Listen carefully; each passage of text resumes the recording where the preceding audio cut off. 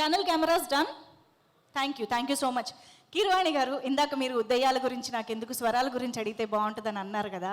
So ఆ లైన్ని మేము పట్టుకున్నాం అన్నమాట.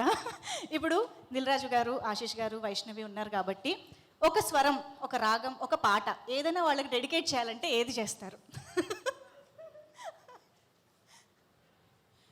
నేను దిల్రాజు గారికి సరిగమ పదనిసల్లో మా అనే స్వరాన్ని డెడికేట్ చేస్తాను.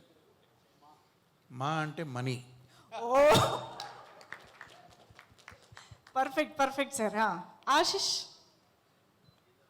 ఆశిష్కి స్వరం డెడికేట్ చేయను కానీ సాహిత్యాన్ని డెడికేట్ చేస్తాను. ఓకే. ఎందుకంటే నేను సాని సాలాగా, షాని షాలాగా, షాని షాలాగా పలికే తెలుగు వాళ్ళంటే నాకు కొంచెం ఎక్కువగా ఇష్టం. బట్ నేను ఇక తెలుగు రాని వాడిలాగా బిహేవ్ చేయదలుచుకున్నా. ఆశిష్, ఈ సినిమా చక్కటి విజయం సాధించాలని ఆశిస్తున్నాను. వావ్, వర్డ్ ప్లే అంటే కీరవాణి గారి తర్వాతే. వైష్ణవి సార్. వైష్ణవి నాగదేవత. వైష్ణవి ఇది ఏంటి లవ్ మీ ఇఫ్ యూ డేర్తో చాలా చక్కగా నీ నటన పటిమ చూపించావు. So kill me if you లవ్లో ఇంకా నీ విశ్వరూపం చూపిస్తావని, దానికి నేనే మ్యూజిక్ చేయాలని నేను కోరుకుంటున్నాను. ఇదేదో కొత్త న్యూస్ లాగా ఇంట్రెస్టింగ్గా ఉంది ఇది. ఓకే, మేము వెయిట్ చేస్తూ ఉంటాం సార్ ఆ కబుర్ కోసం. ఎనీవే, సో సార్ ఎందుకంటే నువ్వు అందులో ఇంకొక పాట పాడుతున్నావు కాబట్టి. ఓ ఎస్. సో కీరవాణి గారిని మాట్లాడవలసిందిగా రిక్వెస్ట్ చేస్తున్నాం.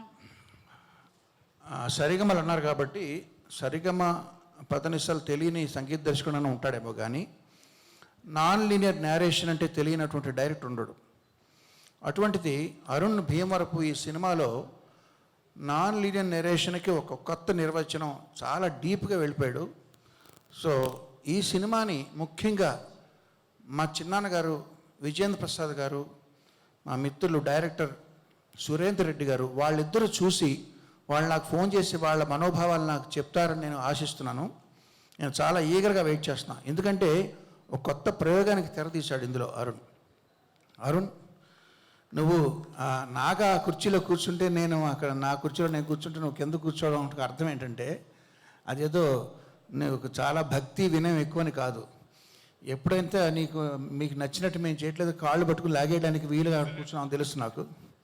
But anyway, all the best Arun. Naga, Arun, మీతో జర్నీ సినిమా పక్కన పెడితే ఆ జర్నీ అనేది చాలా ఎంజాయ్ చేసిన జర్నీ అది. ఇందాక అరుణ్ లాంగ్ స్పీచ్లో పసలపూడి గారు, వంశీ గారి కథలు గుర్తొచ్చినాయి. ఆ ఎక్స్పీరియన్స్ అవన్నీ మిస్ అవుతున్నామని చెప్తే నేను కూడా అవన్నీ మిస్ అవుతున్నాను.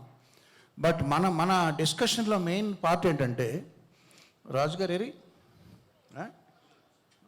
సరే, రాజుగారు లేకుండా ఉంటాను బెటర్. ఇక్కడ వీళ్ళు అది బాగోలేదండి, ఇలా చేయండి, ఇది బాగోలేదు, అలా చేయండి అనే ఆ డిస్కషన్స్లో ఏమయ్యా నువ్వేమో నాగార్జున, అర్జునుడేమో బాణాలతో నన్ను కొడుతున్నాడు, నువ్వేంటి అరుణ్ భీమవరపు, భీముడేమో గదతో బాధేస్తున్నాడు, ఎవరి డెసిషన్ ఇక్కడ ఫైనల్ అంటే వీళ్ళు అన్నారు మేమిద్దరం కాదండి, అది వచ్చారు డి రాజు గారు, అంటే ధర్మరాజు గారు ఉన్నారండి.